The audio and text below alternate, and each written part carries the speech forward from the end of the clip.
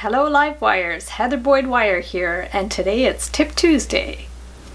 Today I'm going to show you how to make some very fine little loops using my new pliers.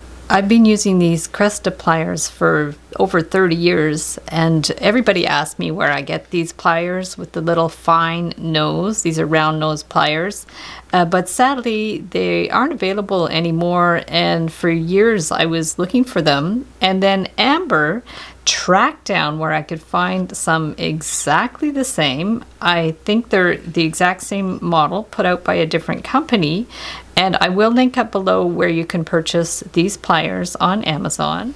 So these are called Top RN100. They're 100mm size and they are stainless steel. They're made by Top Tools and they're made in Japan. So here they are. They're very similar to the other ones that I have, nice and small with very fine tips. So I'm going to use about a 12-inch piece of the 20 gauge artistic wire. This is the tarnish resistant brass. I'll also link up below the live stream where I made lizard and frog rings. We're going to start by just bending this in the middle. We'll just pinch the wires closer together. And then I'm going to use the round pliers and I'm just going to start forming the tail. So we're just going to go like that and around. And then we want to split these two. So split one way, one the other. And then I'm going to make this really small. So we're just going to go up and down. And then I'm going to do the toes like I did the frogs previously. So I'm just going to take this on the end and do 3 little loops. So we're just going to go around, right around, make them very tiny. And then this one too, around. These end up looking like little Celtic knots, and then around here. So this one goes up under there, and then we're going to bring this one down and up. So that's our first one, and then over here, you can just bend that out, bend this in about the same position, and then the same thing, we're going to do our loops. So we're just going to take this one, bring it around,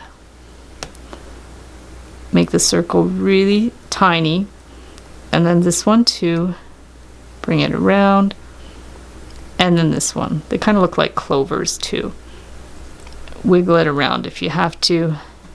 Push it together. If you need them closer together, just pinch it with your flat pliers.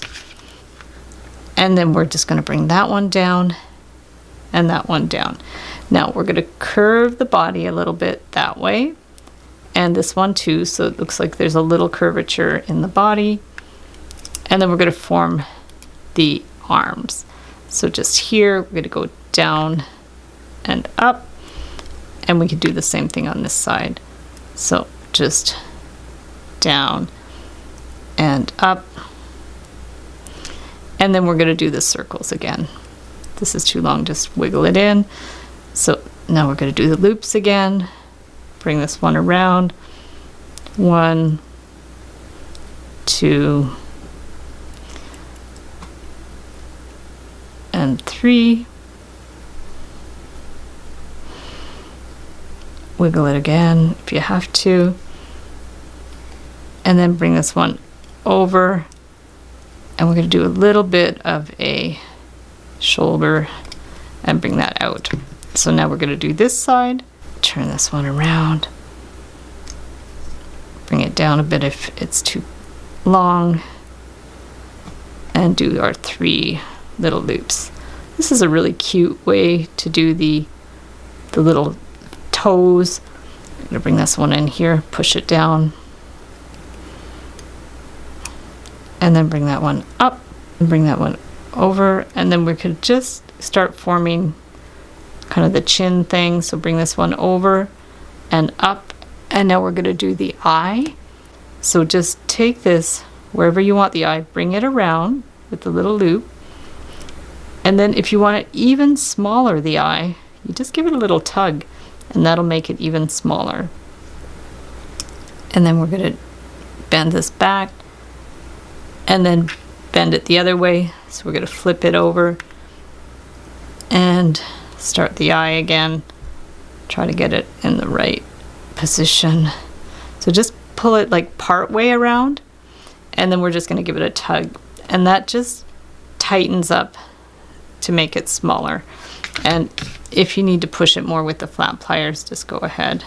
And then we're just going to form the little sort of chin, I guess. We'll just bend it across. We're going to just take this one and bend it down. Follow the line of the back. This one we actually want it straight across rather than bent up. So we're going to push that one back. Hold this in place so it's centered, and then just bring this one around, and then we're going to clip it, give that a pinch, and then what I like to do with this end is just tie it at the bottom. You can clip it off if you want, or you could put beads down there, or we can just take this and bend it around. Clip it, poke that in, pinch it, push it in a bit if the head's not narrow enough. I could have made the head a little smaller, but there you have your super cute little gecko or lizard. So thanks so much for watching the video. Give it a big thumbs up if you liked it. Be sure to subscribe to my channel for lots more wire art and jewelry making videos. Hit the notification bell to be notified when I go live and when I post new videos. And if you'd like to share photos of your wire art and jewelry, be sure to join the Wire Makers Club on Facebook. And if you'd like to check out my work on Etsy, my husband and I specialize in custom wedding cake toppers and funky jewelry. I also have a mailing list, so if you'd like to sign up below, I'll send you my Wire Art Essentials ebook. So thanks again for watching, and we'll see you the next time.